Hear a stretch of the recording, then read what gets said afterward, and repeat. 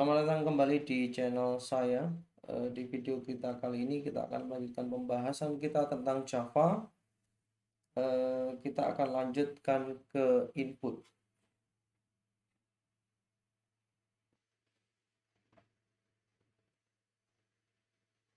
Ya, sebuah software yang bagus kalau kita lihat harus menyesuaikan dengan kebutuhan penggunanya.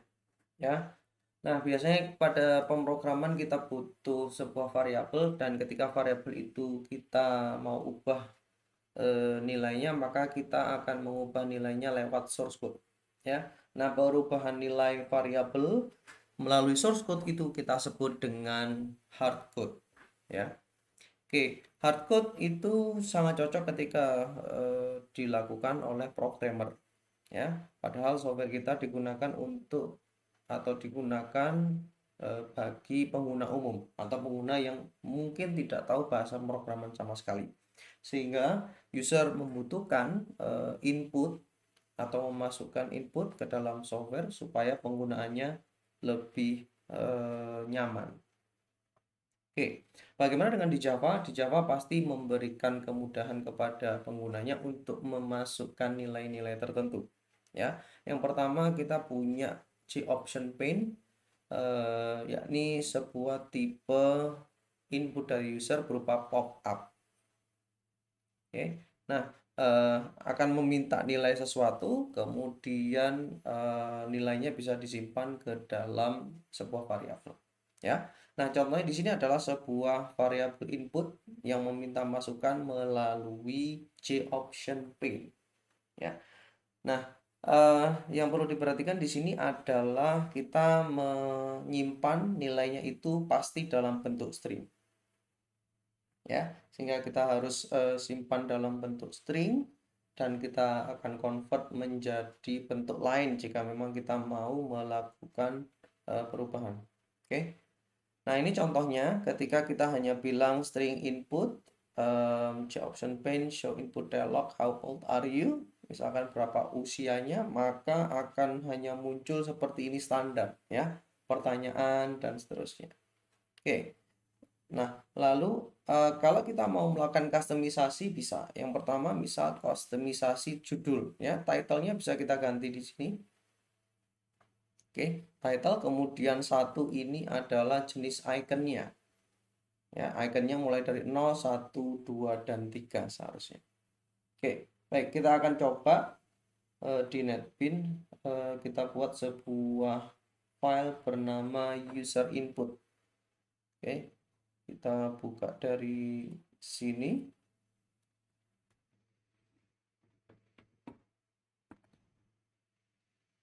Oke, dari package kita klik kanan, kemudian new Java class, kita beri nama user input. Oke. Seperti biasa kita tambahkan public static void main string argument. Oke. Kemudian kita buat sesuai dengan tutorial tadi yaitu JOption pane. Ingat Java itu case sensitive sehingga kita harus tuliskan sesuai dengan caranya kita menulis tadi. Oke. Kemudian dot show input dialog. Oke. Kita gunakan yang biasa saja dulu. Oke, seperti ini. Nah, yang perlu diperhatikan adalah di sini ketika kita munculkan JOption pane ya, secara tidak langsung Java atau NetBeans akan menambahkan JOption pane di situ ya, mengimport JavaX swing.joption pane. Oke. Nah, kalau belum ada pasti source code-nya akan error. Oke, jadi berterima kasih kepada NetBeans yang sudah otomatis menambahkan import JavaX swing JOption pane. Tadinya tidak ada seperti ini. Oke, kemudian ini sama titik koma, kemudian kita masukkan ke dalam sebuah variabel string input. Oke, kemudian kita beri pesannya apa? Misalkan masukkan usia, oke, atau usia Anda berapa, itu boleh. Oke, seperti itu. Kemudian kita juga bisa menjadikan ini misalkan inputnya kita lihat jadinya seperti apa ini. Saya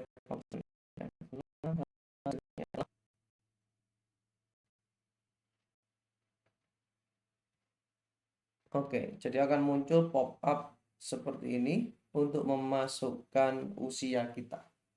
Oke, baik. Saya cancel saja dulu. Oke, sehingga masuk seperti itu. Kemudian kita bisa sistem out.println, misalkan usia Anda adalah seperti ini ya. Kemudian kita tambahkan input seperti ini. Oke. So, berikutnya tadi yang sudah sempat kita coba adalah kita mengganti stylenya. Saya tambahkan 0 di sini, kemudian ini judulnya. Misalkan saya beri tulisan judulnya ya, untuk mengetahui bahwa saya ini ngefeknya adalah di judul. Kemudian tadi muncul icon tanda tanya, saya coba ganti dengan icon yang lain, misalkan icon 2, apakah ada perbedaan ya. Oke, kita coba. Oke, running. Nah, seperti ini yang munculnya adalah exclamation ya. Jadi muncul seperti ini dan judulnya muncul di sini, lalu ada masukkan usia. Oke, contoh saya masukkan usianya misalkan 27 tahun, saya enter. Iya, akan muncul seperti ini, usia Anda adalah 27.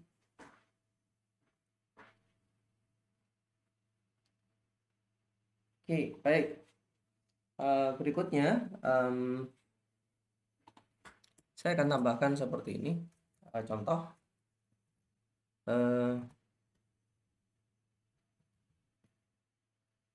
usia Anda 2 tahun lagi ya adalah berapa misal ya. Jadi usianya berarti input ditambah 2. Oke, kita jalankan. Oke, contoh usianya adalah 17 tahun, maka harusnya nanti muncul 19.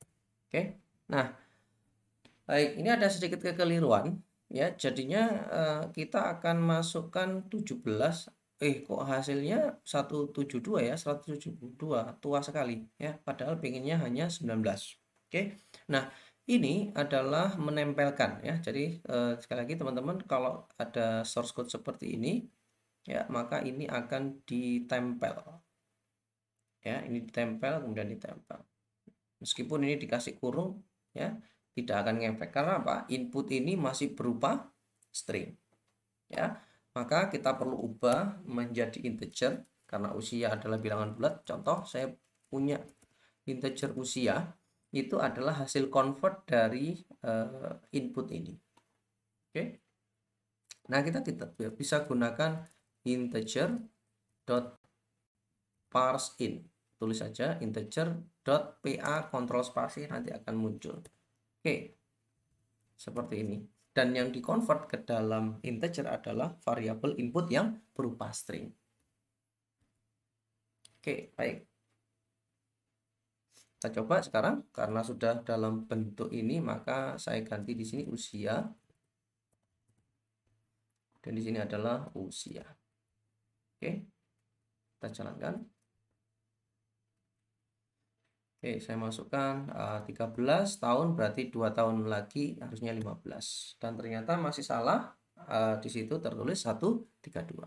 Oke, maka sebenarnya kemarin sudah sempat dibahas, supaya dikerjakan terlebih dahulu, maka gunakan tanda kurung seperti ini. Oke, saya jalankan ulang. Misal usianya adalah 21 tahun, maka hasilnya betul valid 23. Oke, yang ini saya sengaja biarkan saja untuk kita belajar. Apa bedanya kalau ada kurung dan tidak ada kurungnya. Oke, kita lanjutkan dengan style berikutnya. Tapi sebelumnya ini adalah dokumentasinya. Jika kita ingin menggunakan input dialog, ya itu dokumentasinya. Baik, kita lanjutkan. Berikutnya adalah dengan scanner. Scanner ini jauh lebih simple, lebih sederhana daripada J-Option Pane. Oke. Karena apa? Salah satu kelebihannya adalah scanner memungkinkan user untuk memasukkan sebuah input dengan tipe data sesuai dengan keinginannya. Ya, jadi contoh misalkan tadi hanya berupa string saja, maka dengan scanner kita bisa mengambil dengan tipe data sesuai dengan yang kita inginkan. Contoh boolean, byte, double, float, integer, line, long, short, dan seterusnya. Oke, nah ini contohnya ketika kita mau membuat sebuah scanner. Oke, kita harus sebutkan scanner keyboard in misalkan sama dengan new scanner system in, ini untuk menginisialisasi. Oke, lalu ngeprintkan sebuah instruksi mau menampilkan apa, misalkan mau menampilkan masukkan nama Anda misal. Oke, lalu baru kita bisa mengambil nilainya dan memasukkan ke dalam sebuah variabel, contohnya ada di sini. Oke, kemudian langkah berikutnya adalah kita tampilkan. Ya, jadi begini caranya kita menggunakan scanner. Oke, langsung saja kita coba di NetBeans. Ini kita komen dulu, kemudian kita akan bikin baru. Sekali lagi kita akan menggunakan scanner. Tuliskan dulu scanner. Ya, kita beri nama SC sama dengan new scanner buka kurung system.in titik koma. Oke. Nah, seperti biasa ketika ada merah seperti ini pertanda error ya. Kalau di NetBeans kita enak banget tinggal disorot saja, kemudian alt enter, nanti akan ada sarannya harus ngapain. Nah, ada suggestionnya harus ngapain. Contoh di sini import java.utility.scanner. Oke. Jadi di atas belum ada Java utility, belum diimport, maka terjadi error. Oke, sehingga NetBeans memberikan saran, tolong diimport dong. Ya, sekarang kita pilih import. Ya, jadi alt enter, kemudian suggestionnya adalah mengimport Java utility. Nah, ini muncul java.utility.scale, sehingga tidak merah lagi. Oke, baik. Setelah kita masuk itu kita akan mencoba dulu sesuai dengan urutan tadi, atau kita bikin baru saja, mulai dari boolean, byte, dan seterusnya. Oke, kita mulai dulu dari tipe data boolean ya. Kita buat dulu system out.print ya, masukkan boolean. Oke. Lalu setelah kita meminta user, baru kita read-kan. Contoh kita buat sebuah variabel boolean, misalkan sebut saja bb gitu. Kita ambil dari sc.next boolean. Oke, sekali lagi karena ini hanya testing saja, jangan diikuti penamaan variabel ini ya. Tidak bagus menggunakan nama variabel yang tidak ada maknanya. Oke. Baik. Nah, setelah itu langsung saja coba kita tampilkan ya. System out.println, nilai dari booleannya adalah misalkan bb. Oke, seperti ini. Masukkan boolean, keluarkan boolean. Oke, baik, kita cek dulu satu. Kita jalankan.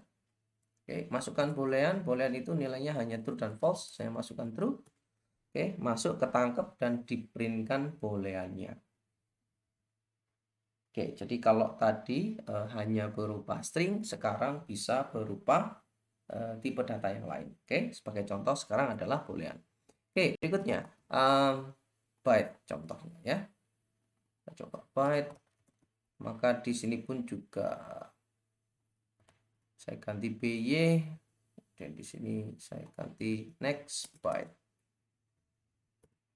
Oke. Ini saya ganti byte.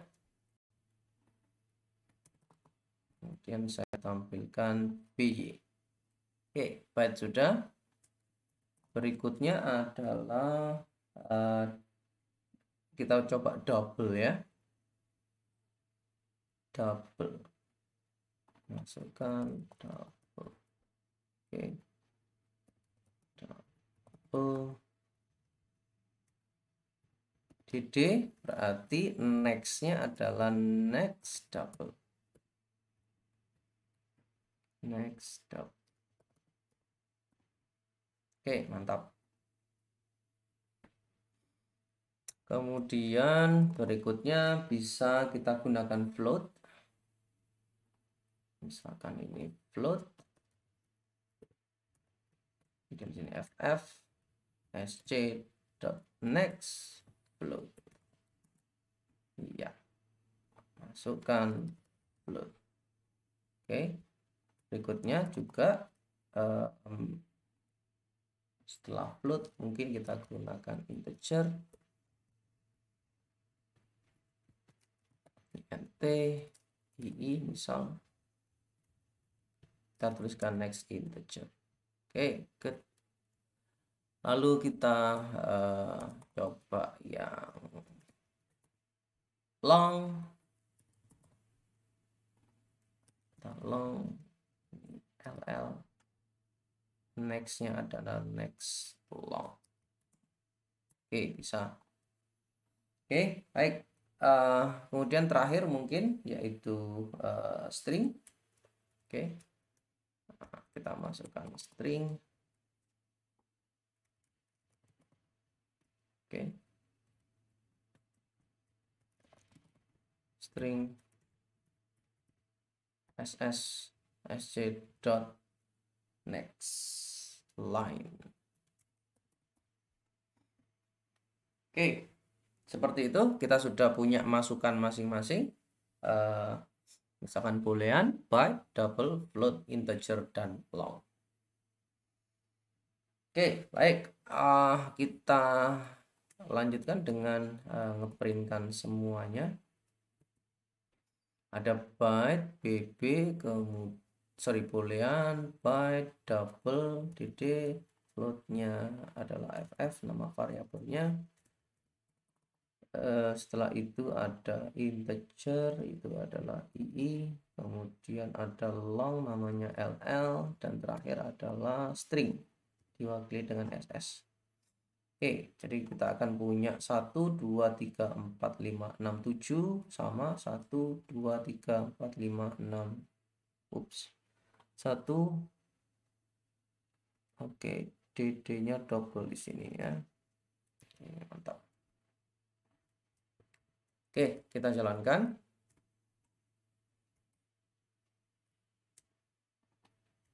Save F6. Oke, pertama masukkan boolean, saya tuliskan di sini true. Oke, byte berarti boleh angka 120, boleh. Kemudian double boleh koma 13,5. Ya, oke betul, double bisa. Oke, kemudian float juga sama 3,14 boleh. Kemudian integer harus angka, saya tuliskan 1000 boleh. Kemudian long lebih panjang lagi, semisal seperti ini ya, dan seterusnya. Baik, di itu penggunaan dari scanner. Oke, baik. Mari kita lanjutkan. setelah kita bisa membaca input dari user, ada input yang lain yaitu input berupa file. Ya, bisa saja nanti dalam pemrograman kita membutuhkan membaca file untuk kepentingan tertentu, ya. Oke, yang pertama jelas kita akan membutuhkan kode untuk mengambil file. Ya, jadi saya buatkan contoh yang sederhana dulu, ada 3 baris saja. Yang pertama adalah mengambil filenya dari mana, ya. Kemudian scannernya bukan lagi new scanner system.in, tapi memanggil yang ada di sini, ya, memanggil filenya. Oke, kemudian baru kita tampilkan ke dalam layar. Oke. Baik, saya sudah membuat sebuah file sebelumnya di Notepad. Jadi kita buat file Notepad dulu, contoh seperti ini, Island Java. Kemudian silakan disimpan di folder sesuai dengan keinginan. Kemudian kalau Anda menggunakan Windows, gunakan style Windows, ya. Kemudian yang perlu diperhatikan di sini ada 2 backslash. Ingat ya, kalau kita ingin mengambil file, menggunakan file, maka kita akan menggunakan slash sebenarnya. Jadi c/document/test.txt. Namun di dalam pemrograman Java, ketika kita ingin, ya, menampilkan karakter backslash, maka kita harus tulis 2 kali. Ya, jadi ini alasan kenapa kita harus menuliskan 2 kali. Oke, karena karakter ini adalah karakter escape dan itu karakter yang unik, ya, spesial. Oke, baik, mari kita buka dulu NetBeans kita. Source yang tadi seperti biasa saya akan tutup dulu. Oke, kemudian saya buat sebuah scanner. Kita buat filenya dulu ya. Kita tuliskan file. Contohnya kita namai saja file test gitu ya, sama dengan new file. Oke. Nah, lalu kita akan ambil filenya ada di mana.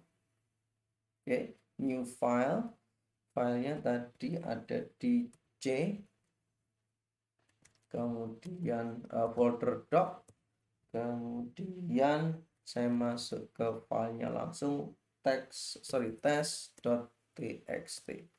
Oke, jadi saya punya file bernama test.txt yang isinya seperti tadi. Kemudian saya akan ambil. Oke, hampir sama dengan yang sebelum-sebelumnya. File ini akan error, ya. Kemudian kita akan cek bagaimana cara menyelesaikannya. Kita minta bantuan NetBeans dengan menekan tombol Alt Enter. Oke. Dan di sini ada suggestion-nya, saya disarankan untuk mengimport java.io. Oke. Dan kalau sudah pasti tidak akan error, ya. Di atas sudah ditambahkan sendiri java.io file. Oke. Dia ada kaitannya dengan input output file, maka kita harus memanggil, ya, seperti ini. Oke, berikutnya adalah kita buat scannernya. Scanner SC sama dengan new scanner. Oke, kemudian nah ini kita tidak lagi menggunakan system.in tapi ambil dari tesnya. Ya, filenya tadi ada masuk di dalam variabel test. Oke, saya beri titik koma, kemudian scanner sudah di import tadi ya, akan tapi sekarang muncul di sini. Ya, muncul error di sini. Dia bilang unreported file not found exception. Jadi kita akan menghadapi file exception, sehingga kita coba apa solusi dari NetBeans, Alt Enter saja, kemudian katanya ditambah add throw file not found exception. Oke. Baik, kita akan gunakan ini, tapi nanti kita lihat efeknya di mana. Efeknya adalah di sini, teman-teman sekalian. Kita otomatis ditambahi dengan throw file not found exception di sini. Oke. Nah, seperti apa exception itu nanti akan ada pembahasan lebih lanjut. Oke, baik kita lanjut. Nah, setelah kita ambil, maka ya sudah, kita bisa ambil filenya, kita system out.println kan. Ya, kita mau memanggil apa? Oh, filenya ya, filenya tadi ada di SC, kemudian kita next line. Sama seperti tadi, kita gunakan next line. Oke, jadi di baris pertama, ya, tadi ada tulisannya island, ya, island Java. Ya, nanti kita akan tampilkan di sini. Oke.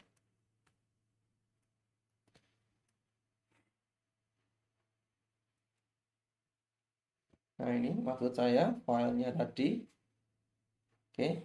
Dia berisikan sebuah kalimat di baris pertama island Java. Nah, nanti akan diambil di sini. Oke. Baik, kita akan coba langsung saja dengan Shift F6. Ups, ternyata ada yang salah. File not found exception. Nah, ini adalah salah satu efeknya kalau kita ada sesuatu yang salah. Oke, filenya adalah test.txt. Kemudian kita cek dulu, kita save as, harusnya ada di situ. Oke, ya. Kesalahan kita adalah ininya kurang 2 kali ya. Oke. Nah, ini kalau kita perhatikan dia ngambilnya salah. C slash, nah ini slash T-nya menjadi tab. Nah, maka akan terjadi error. Oke, kita coba sekali lagi. Function F6. Ya, mantap. Ini filenya sudah diambil. Ya. Namanya adalah teks dan isinya adalah island Java. Oke. Nah, kita coba sekarang bagaimana kalau file itu diubah. Oke, kita akan simulasikan filenya diubah island Java. Sekarang kita ubah menjadi I love Java. Oke, kita simpan, kemudian kita load lagi di sini. F6. Iya, berubah menjadi I love Java. Ya. Oke, itu dulu teman-teman yang bisa saya sampaikan untuk pertemuan video kali ini. Semoga berkenan dan jangan lupa like, comment, share, subscribe, dan bunyikan loncengnya. Sampai ketemu di video yang berikutnya. Bye-bye.